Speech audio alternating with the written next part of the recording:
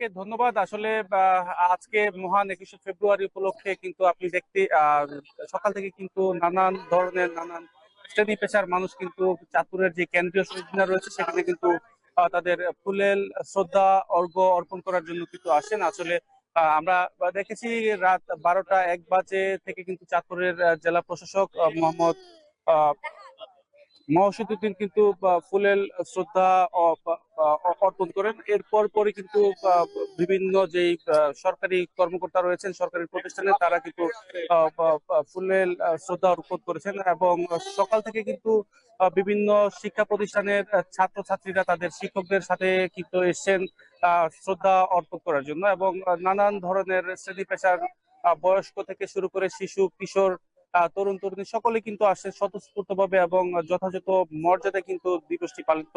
হয়ে আসছে। আসলে এই দিবসকে ঘিরে চাঁদপুরে এর বিভিন্ন সরকারি বেসরকারি এবং সামাজিক যে সংগঠন রয়েছে নানান ধরনের কিন্তু কর্মসূচি গ্রহণ করা হয়েছে এবং আজকের এই দিবসকে ঘিরে সরকারি বিভিন্ন ধরনের যে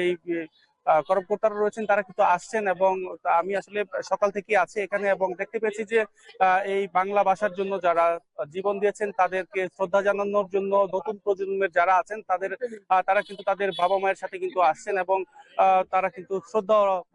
শ্রদ্ধা জানাচ্ছেন। এই 21শে ফেব্রুয়ারিকে কেন্দ্র করে সারা বাংলাদেশের ন্যায় চাঁদপুরেও কিন্তু জাতীয় পতাকা অর্ধনির্মিত রাখা হয়েছে এবং এই দিবসকে ঘিরে আজকে আহ, সরকারি যে সমস্ত উম, প্রতিষ্ঠান আছে বিশেষ করে জেলখানা কিংবা হাসপাতালে এখানে কিন্তু উন্নত মানের খাবার কিন্তু বিতরণ করা হচ্ছে এবং আজকের বিভিন্ন যেই ধর্মীয় উপাসনালয় রয়েছে সেখানেও কিন্তু আজকে বিশেষ দোয়ার কিন্তু আয়োজন করা হয়েছে। আসলে সুশৃঙ্খল ভাবে কিন্তু এখানে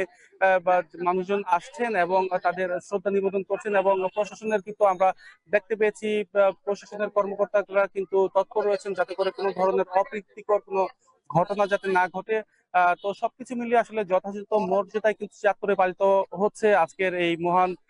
21শে ফেব্রুয়ারি এবং আন্তর্জাতিক মাতৃভাষা দিবস। তো সবকিছু মিলিয়ে চাঁদপুর থেকে এই ছিল।